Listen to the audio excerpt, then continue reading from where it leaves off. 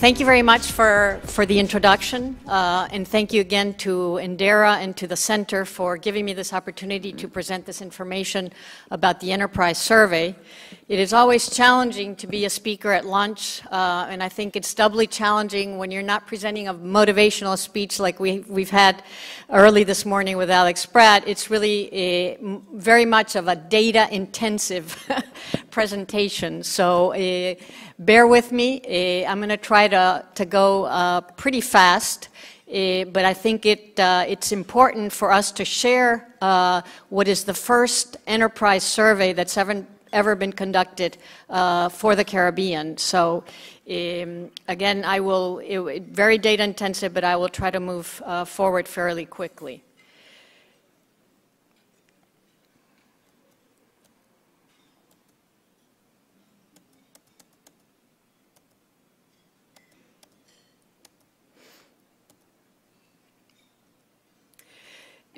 Just to begin, and I think much has already been said about the Compete Caribbean program, so I'll try to be very brief and really just try to complement what Claudia Stevens has said this morning.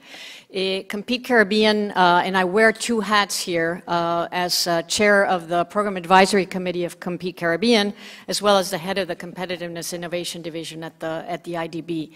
But Compete Caribbean is the largest grant program that's ever been funded for the Caribbean on the issue of competitiveness.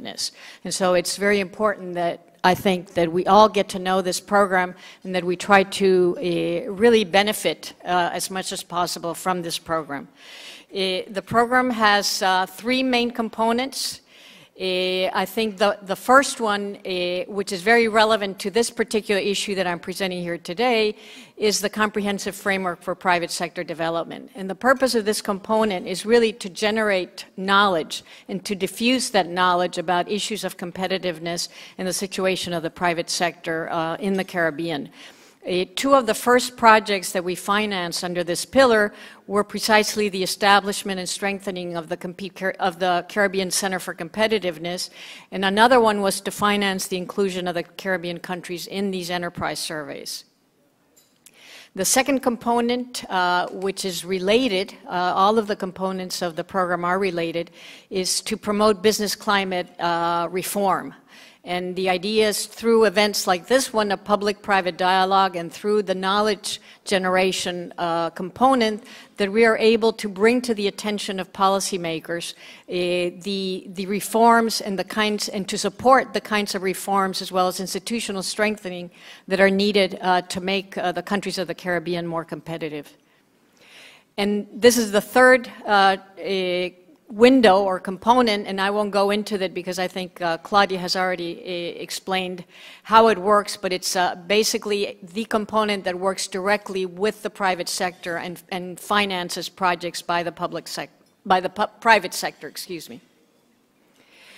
To know how to serve our clients, I think we need to first know who they are, and so that is the spirit behind the Enterprise Survey.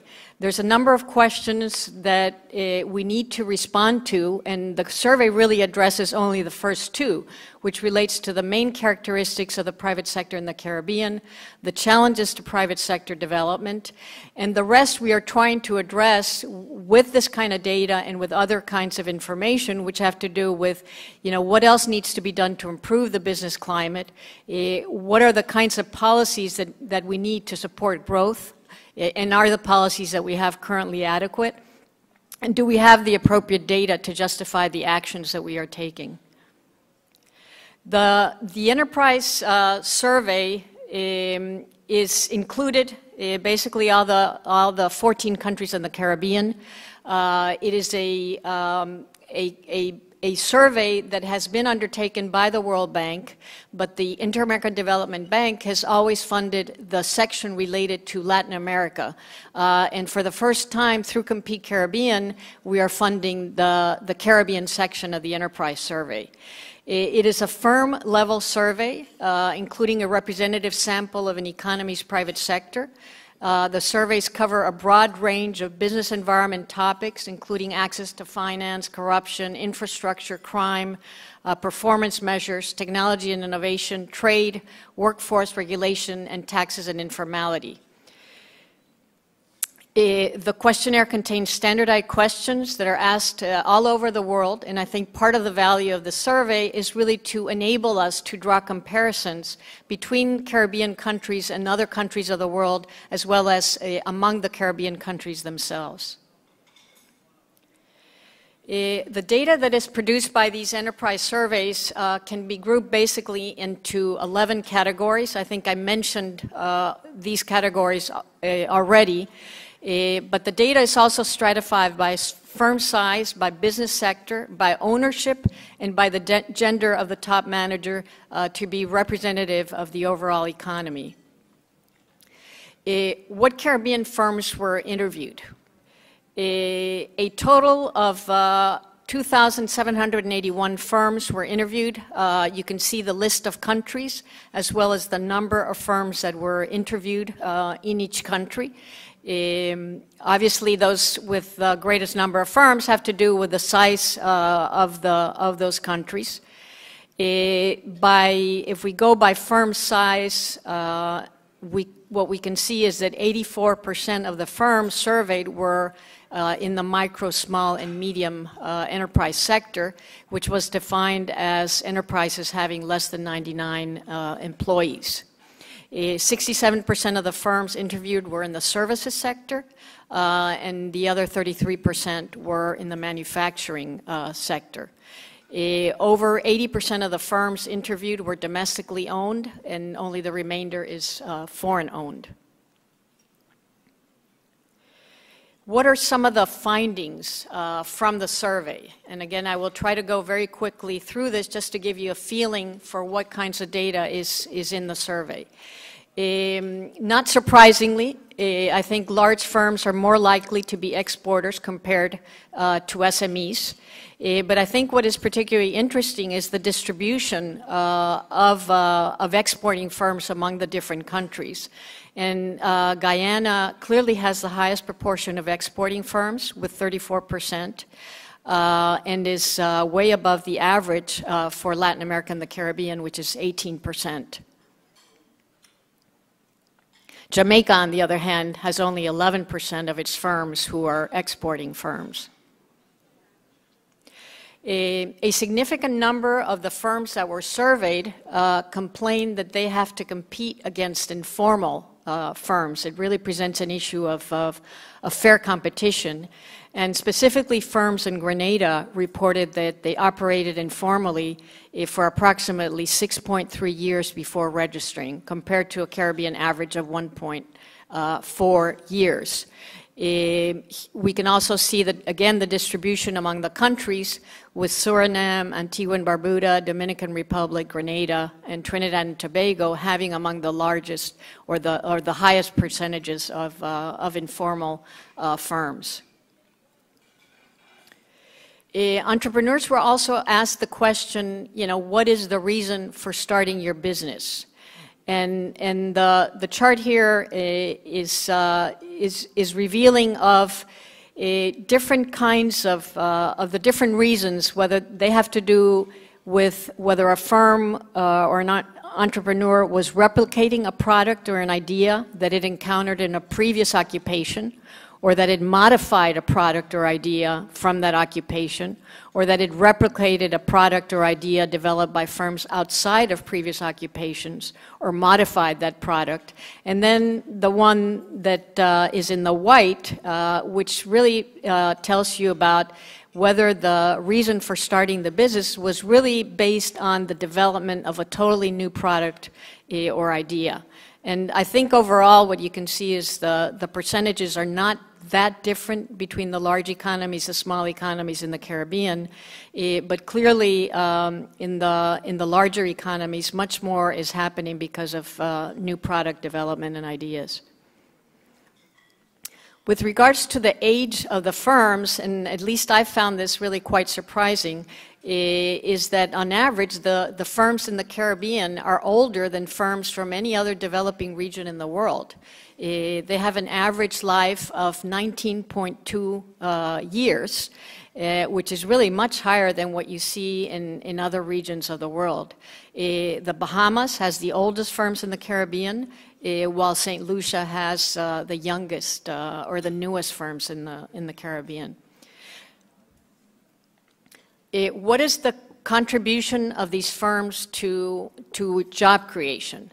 And I think what we find here is that SMEs create more jobs than large firms, and that firms in the services sector create more jobs than those in the manufacturing sector. In fact, 73% of the contribution comes from the services sector, and only 27% from the manufacturing sector. In terms of access to finance, and this probably will not surprise you given the presentations that we had this morning, 66% of the firms in the Caribbean finance their operations using internally sourced capital. And only 23% of these firms use formal financing from commercial banks. An even lesser percent has other forms of financing like supplier credit 4%, equity 4%, and 3% from other sources of finance. So this just reinforces, I think, the conversations that we had earlier this morning. With regards to female ownership and management, I think this is a very interesting graph that shows us, the blue shows us firms that have female participation in ownership. And I think here we see that there's some countries that are way above the average for East Asia and the Pacific, which are the vertical lines in green and blue. And St. Vincent and the Grenadines really stands out with 76%, Bahamas with 58%, Guyana and St. Kitts and Nevis also with 58%, and Grenada with 57%. The percentage of firms that have a female top manager are much fewer. And I think the highest, again, which is St. Vincent and the Grenadines, is more on the average of 35%. What does the survey tell us with regards to firm performance? In 2009, 2010, the average firm in the Caribbean had a real annual sales growth of only 2%. Trinidad and Tobago really stands out here with the highest real annual sales growth in the region of 14%. And I think it's very striking in the cases of Jamaica, Suriname, and Antigua and Barbuda, where sales growth has been clearly and importantly negative. The survey also begins to address issues of technology use, and I think this is an area where I believe that the survey still, or a lot more work needs to be done in terms of new data and new information about issues of technology and innovation at the firm level. What this particular graph shows us is the percentage of firms that have their own website, and that's obviously a proxy for technology use, and that is the blue bar. And the red bar is the percentage of firms that use email to interact with clients and suppliers, and that is much higher. In a way, this is not surprising because the easiest thing to do is the use of the email. It is much more difficult to utilize other forms of, and really to use ICTs or information communications technologies much more intensively. In the Caribbean also, the larger the firm, the more likely they will use email to interact with clients and suppliers as well as own a website, and that's not surprising at all. What are some of the constraints to business development? I think most of these will not surprise those of you who live here. Access to finance clearly ranks as the top constraint, but we also have a number of other constraints related to the cost of electricity, the workforce, tax rates, crime, customs, transportation, informal sector practices, corruption, and political instability. And I will go through only some of those. With regards to access to finance, the distribution and the differences among the different countries of the Caribbean region is really quite stark. Only 5% of the firms in Guyana believe that access to finance is the main obstacle, while 44% of the firms in Dominica believe that it's a big obstacle. And we have a very broad range here. And compared to other regions of the world, what we find is in the CARIFORUM countries, 38% of the firms believe that access to finance is a constraint. And the only other region in the world that has this problem is Africa. Sub-Saharan Africa, in fact. The cost of electricity, I think this issue has been raised, and obviously it's a bigger problem for some of the countries. It's not an issue in Trinidad or Grenada or Belize or Suriname, but it is certainly a big issue in Dominica and some of the other countries. Compared to other regions of the world, CARIFORUM has 40% compared to South Asia, 51%. But if we compare it to the high-income countries, it's clearly much worse here in the Caribbean. With regards to the labor force, again, wide disparities among the different countries, with Bahamas stating that it is one of the ones that has the biggest problems in terms of labor. And CARIFORUM, again, compared to the Middle East and Latin America, is better off, but not compared to other countries in South Asia and in the OECD. How do we move forward? I think, again, that this is all we're doing here is presenting information and data, and now what we do with this information is what's important. And I think the surveys are a first step to getting this data that will allow us to better understand the intricacies of the Caribbean private sector and to begin to do analytical work. And certainly in the Compete Caribbean program, and together with the Center for Competitiveness here at the University of West Indies, our hope is that we can make an important contribution to analytical work in this area.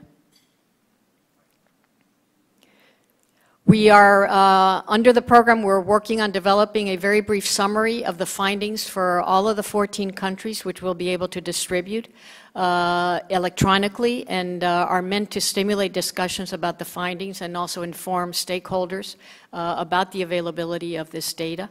And again, we encourage everybody to really try to look into our website to identify what kinds of information they need, and to make proposals of what else needs to be analyzed and studied. We would like to, on the basis of this data, kickstart a research agenda that helps us to make the best use of the data by answering some of the key questions for supporting the private sector in the Caribbean. And we believe that this can be done by us and and in conjunction and collaboration with the Caribbean Center for Competitiveness. And CCfC is in fact going to be promoting research on enterprise development using these surveys. And there will be researchers from the universities and the research centers from the Caribbean who will be invited to participate and to use these surveys on specific enterprise studies. This is our website, and I welcome you all to visit it and to access this information and to make the best use possible of this information. Thank you again for your patience. I know lunch is a time to converse, and these presentations tend to be drier when they're so full of data, but I appreciate the opportunity again to present this information. Thank you.